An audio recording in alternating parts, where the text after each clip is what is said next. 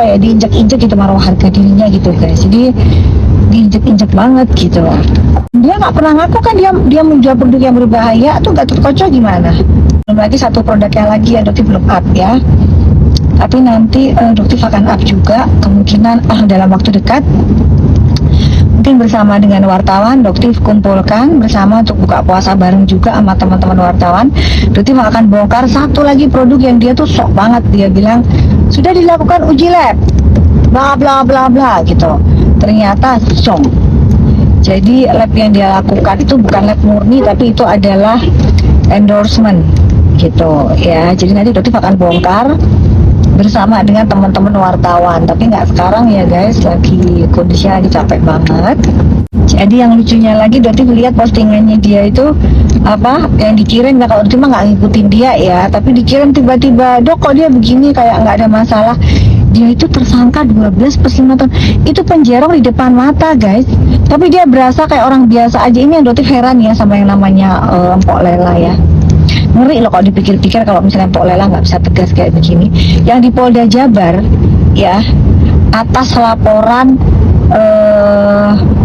Ibu Heni Purnamasari ya, buzzer guys ya, itu ditetapkan tersangka dan ditahan, ancamannya 12 tahun plus 3 tahun ya. Polda Jabar, luar biasa Polda Jabar, bravo gitu. Nah Polda Metro ya, apa cerita nih, wis tersangka 12+5 ya, terus dirugikan bukan cuman Dokti, pelapor-pelapor yang lain sudah dimintain keterangan yang udah jelas itu kerugiannya segitu, masyarakat luas. Ini adalah laporan masyarakat, kerugian masyarakat, nggak ditahan. Ada apa ini gitu ya. Jadi wajar ya kalau itu sebagai masyarakat menanyakan itu. Kenapa? Karena ada yang namanya ini guys ya, ada yang namanya Salus Populi Suprema Lex. Salus Populi Suprema Lex. Jadi apa? Keselamatan masyarakat itu adalah tertinggi, hukum tertinggi ya, hukum tertinggi. Jadi menyelamatkan masyarakat itu hukum tertinggi.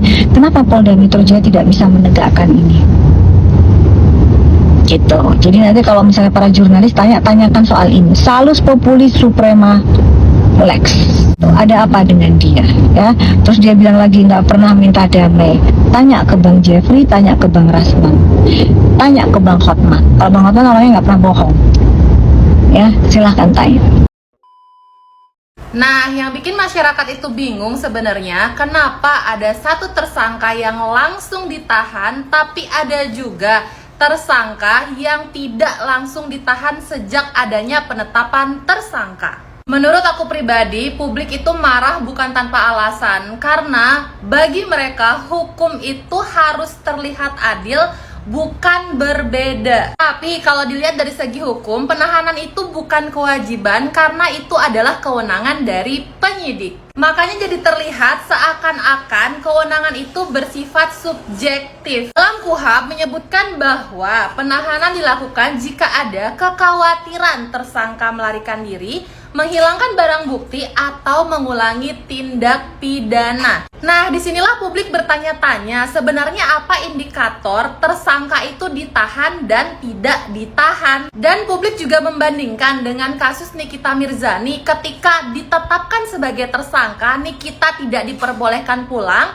dan wajib untuk langsung ditahan. Tapi kalau secara hukum, semuanya itu sah-sah aja dilakukan.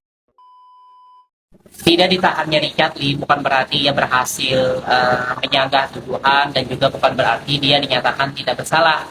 Status beliau saat ini kan adalah tersangka ya, belum masuk sidang pokok perkara. Jadi belum ada tuh ruang pembuktian benar atau salah di pengadilan. Nah, di tahun 2026 ini memang literasi hukum kita harusnya sih ya, harus banget naik level. Jadi jangan lagi menyimpulkan tidak ditahan sama dengan tidak bersalah. Itu keliru. Kemudian penahanan diatur di dalam KUHP baru ya, dengan syarat objektif dan syarat subjektif. Artinya seseorang bisa ditahan kalau misalnya memenuhi unsur pidana, kemudian berstatus tersangka tapi tetap tidak ditahan. Karena gini, pertimbangan hukum acara bukan karena sudah terbukti benar. Penahanan itu adalah instrumen proses, bukan vonis. Jadi putusan bersalah atau tidak itu domain pengadilan, bukan tahap penyidikan. Jadi mari kita bedakan. Status tersangka tidak sama dengan terbukti bersalah. Tidak ditahan, tidak sama dengan tidak ada kesalahan. Wow, ada banyak sekali dugaan pelanggaran yang dilakukan oleh DRL. Kemarin saya sudah up video terkait beberapa dugaan pelanggaran yang dilakukan oleh DRL. Dan kata Doktif, ada satu lagi produk yang akan dibongkar oleh Doktif. Bahkan Doktif akan mengundang wartawan. Buka puasa sekalian bongkar-bongkaran nih terkait uji lab. Kata DRL, produk ini sudah dilakukan uji lab. Tapi kata Doktif, uji labnya itu uji lab endorsement. Uji lab pesanan mungkin ya. Doktif sangat menyayangkan pihak Polda Metro Jaya yang tidak melakukan penahanan terhadap DRL ini. Ancaman pidana berat di depan mata, 12 plus 5 tahun penjara. Kemudian dibandingkan dengan kasus para buzzer di Polda Metro Jaya, ancamannya 12 plus 4 tahun ya. Langsung ditahan saat itu juga. Kemudian Nikita Mirzani langsung ditahan saat itu juga. Tapi berbeda dengan DRL yang diperlakukan sangat istimewa. Kemudian ada salah satu pengacara, Ibu Tias Yunia, terkait statementnya alasan kenapa tersangka harus ditahan. Ada poin ketiga di situ yang kata Doktif dilanggar oleh DRL. DRL masih mengulangi perbuatan yang sama, yaitu menjual produk yang saat ini dipermasalahkan.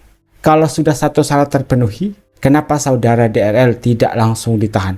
Atau mungkin harus memenuhi 3 persyaratan itu ya? Harus terpenuhi syarat pertama, kedua, dan ketiga. Kekhawatiran tersangka melarikan diri. Kekhawatiran tersangka menghilangkan barang bukti.